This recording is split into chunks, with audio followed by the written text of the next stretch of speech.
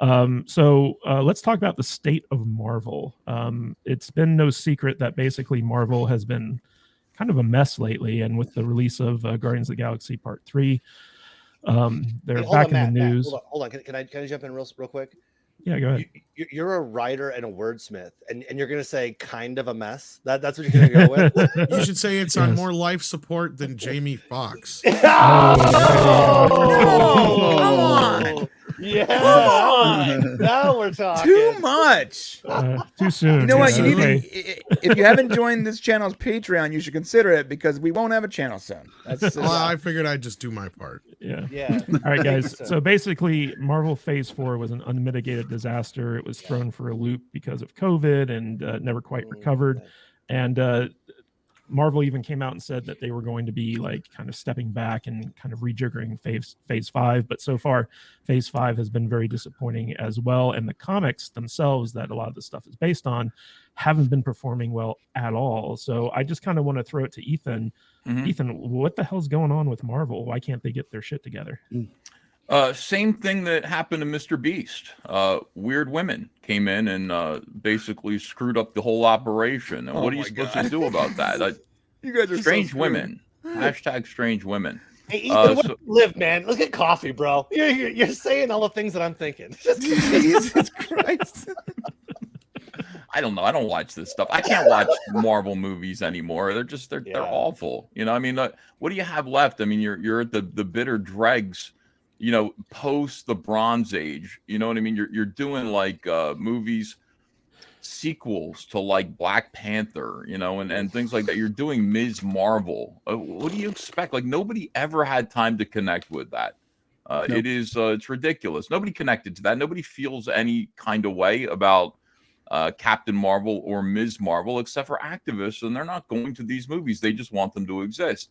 So it's inevitable that once we get to the SJW stuff, SJW era of Marvel, and we try to put that on celluloid, it isn't going to work out. And She-Hulk was just a mean joke on the fans, and it could have been good. She-Hulk, imagine if She-Hulk was like The Practice. Remember that show, The Practice, from the 90s? Yeah. No, none of you guys do. You're all too young. I love that No, show. I do. I used to watch it all the time. I like the spin-off more than the original. David E. Kelly, man.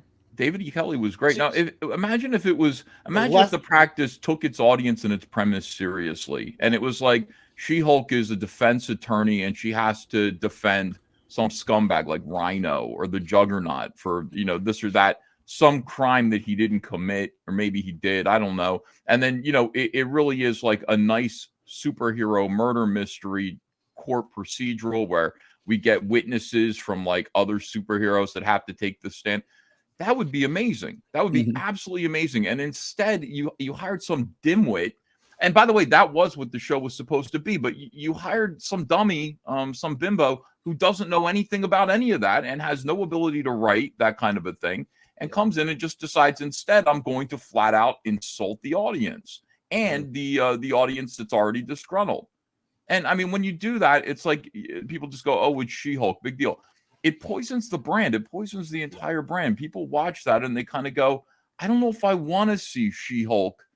I don't know if I want to see this gigantic Herman Munster looking woman twerking. I don't know if I want to see that and call that Marvel superheroes. And they just kind of walk away and they back away and they lose trust. You know, the Eternals is a movie. How do you choose to make the Eternals as a movie when there's still Power Pack? I mean, there are so many other levels that you could sink to before you have to land on the Eternals. That's so true. So I read a shitload of comic books my life, and I'm not even familiar with the Eternals. Like, it's not even like it's nothing I even know about. It's such a weird concept. The Eternals is basically the MCU getting. Who's familiar with the movie Stop or My Mom Will Shoot? I mean, I saw it. Yeah. Okay, so the story behind that movie is Arnold Schwarzenegger tricked Sylvester Stallone into doing it. It was like a joke. He said he claimed to be interested in it when he really wasn't, just to see if Sly would do it, and Sly did it. The Eternals is MCU's answer to Ava DuVernay's when she was going to do the whatchamacallit over at The DC. New Gods. The New Gods. That's what that was. They heard they were going to do that, so they're like, oh, well, we'll do the Eternals. Just like Spider-Man No Way Home was a response to Michael Keaton coming back, even though Flash is finally going to be coming out and getting called, the ripoff. That was actually the impetus for them wanting to do that. I want to let Ethan finish his thought real quick. Sorry. No, I don't. Listen, I finished my thoughts a long time ago on this subject. I really, I mean, it's all, the problem is that Stan Lee was great. And period. That's what it is. You want to know what the problem with Star Wars is? George Lucas was great. You want to know what the problem with Disney is? Walt Disney was great. Yeah. And so on. What's wrong with Lord of the Rings? J.R.R. Tolkien was great. And these people are once in a lifetime talents that you can't just pick up where they left off once they die. George Lucas is still here, but I'm sure once he sees the next span of Disney Star Wars, he's going to kick it too. You can't just pick up where these people drop off and then hire some shitheads from Tumblr. Excuse my language, man. I'm sorry about that. You can't just hire these awful fake creators who hate the fans and only are kind of super interested in the product but aren't really creative people themselves, and then just think it's going to continue. It isn't. You're not understanding.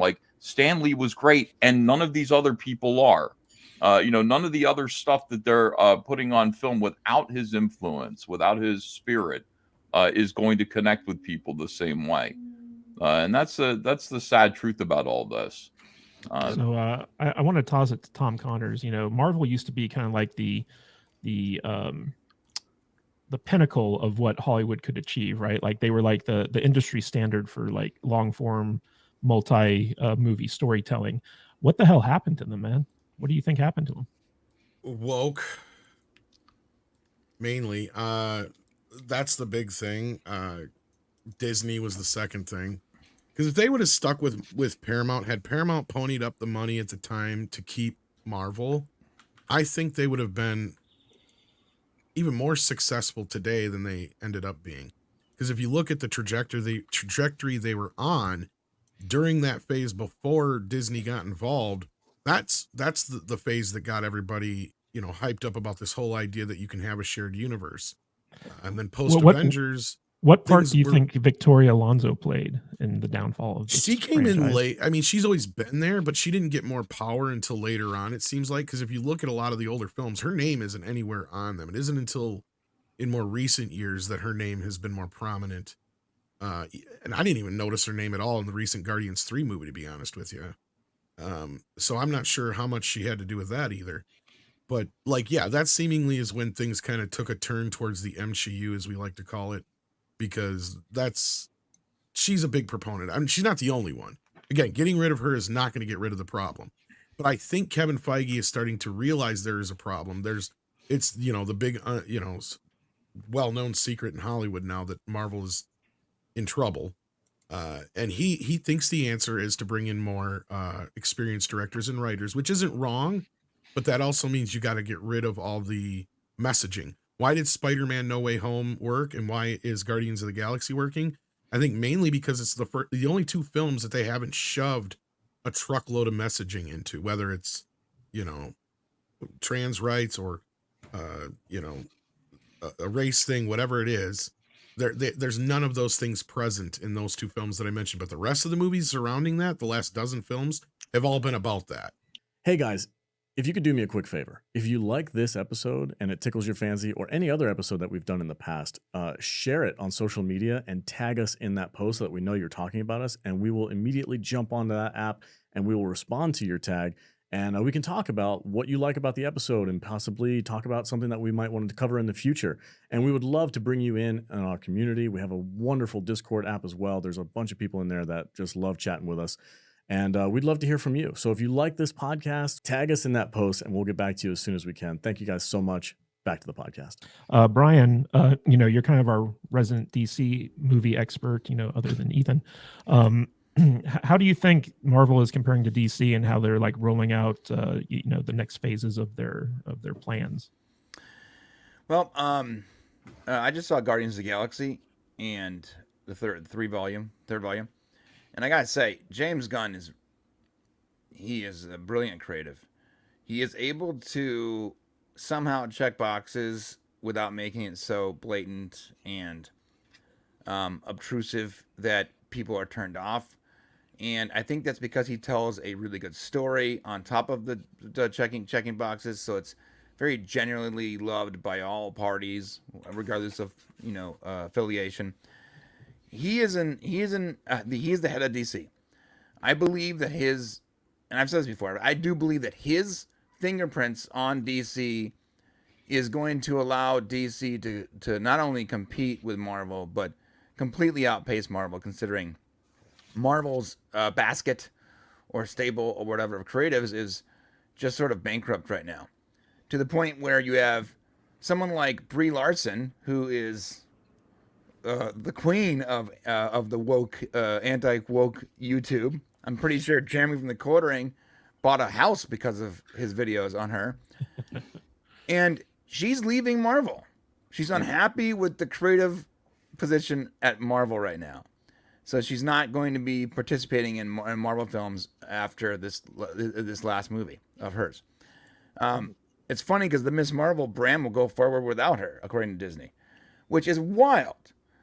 So you have Disney creatively bankrupt. Their stable of creatives are just, at the very least, lackluster, perhaps even like in a sinister sense, checking boxes over story, and they're losing all their creatives to DC right now.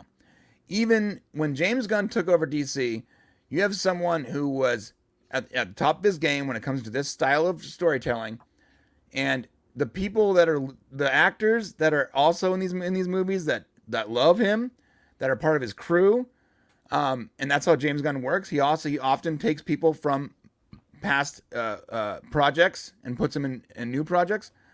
I mean, we're going to see actors from Marvel moving over to DC.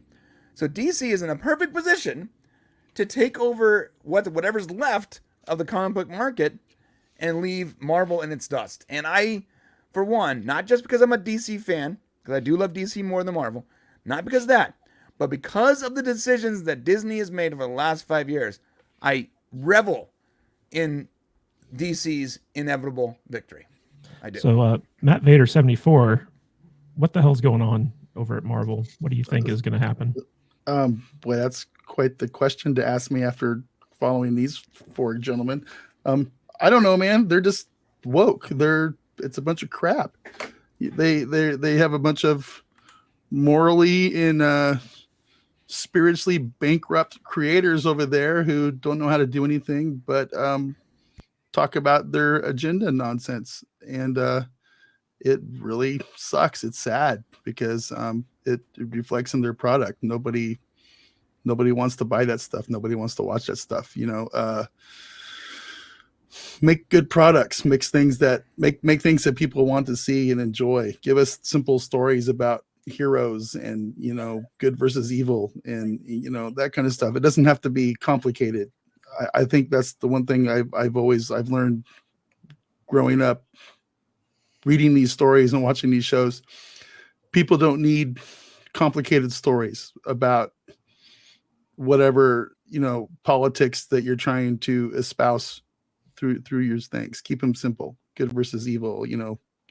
It's not hard. I don't think it's hard. I mean, it might be hard. I've never created a comic book or anything like Ethan has or anything like that, but I think the simpler you keep your stories, probably the better. I don't know. Is that you think is that all right? I don't know. It just, all of this nonsense that's out there takes away from the enjoyment of it all. And it makes me not want to buy tickets or go to the comic. I haven't been to the comic book shop in years because it's just a bunch of trash. So, I don't know. Yeah, comics are in a pretty bad state right now. But speaking of bad states, I want to throw this to Conspiracy Tom. What do you like? What part do you think BlackRock and ESG plays in with like the downfall of comic book movies so far? Well, okay, so my idea is like, okay, so it's like we were saying earlier, is the Marvel Cinematic Universe became this juggernaut, right? And then Disney had no creatives. They weren't creating anything good. And so they purchased Star Wars and they purchased Marvel, right? Okay, so now they have these intellectual properties. Now what do they do with them? So we'll call it a pepperoni pizza, right? So Marvel used to be a pepperoni pizza, and most people like a pepperoni pizza. And now they want to add green peppers and broccoli and tofu to our pizza. There's still pepperoni on it, but they just want to keep adding things to try to attract more people. And sometimes when you add too many ingredients, kind of like what Vader's saying, is when you start adding too many ingredients to the pot, you're not necessarily making it better. You know what I mean? It's like, oh, it needs a tablespoon of salt. Let's put 7 tablespoons of salt in there. It'll surely be better. So I think that's the bigger problem, is that there's no one in charge, or if they are in charge, to Ethan's point, they don't know what they're doing. They have no background on this. They have no direction, and they just keep throwing more and more and more at us, and it just keeps spinning and spinning and spinning, and eventually it's gonna throw up. And I think that's where we're at. We're at the throw up phase. Everything's gross. They're trying to attract people because it's. I think I said this before. It's like if they started off with 1 million people as their fan base, right? And they say, okay, we can lose 40% of that original fan base if we can add this other group in. So I just think that they're trying too hard. There was a good formula, there was good actors, there was good stories, and now it's just a bunch of mess. It's all girls for some reason. And I don't care if girls can kick everybody's ass, but don't bring Brie Larson in and have her be stronger than Thanos in the last episode. It's just stupid. Yeah, and that's where we're going. Her first showing, and she's beating up Thanos. You're like, yo, 12 movies of build up here, and all of a sudden this random person. It doesn't even make sense for the story. Not exactly. Gender aside, the character, it was obviously just shoved in there at the last second to glean as much money as possible. Thor's ass and the Hulk beat the shit out of both of them. And this little girl shows up, destroys his entire ship in 5 seconds. He headbutts her, and she winks at him, and you're just like, this is my movie now. What happened? Yeah. All right, guys. I thought for a minute she was gonna be the one that defeated Thanos, and I was gonna leave that theater before them. I was like, you know what? All right, do it. I dare you. I'll leave. I'll leave. Hey guys, if you like this podcast, don't forget to like and subscribe to the channel, and comment below on your favorite video as well. That goes a long way with helping us boost our channel and get out there in front of more people, and it lets YouTube know that we're doing something right. And if you want to catch us live, we go live 2 times a week, once on Saturdays at 10 a.m. Pacific time and on Tuesdays at 1:30 p.m. Pacific time. So join us there in the chat. We will see you on the live stream. Stay salty.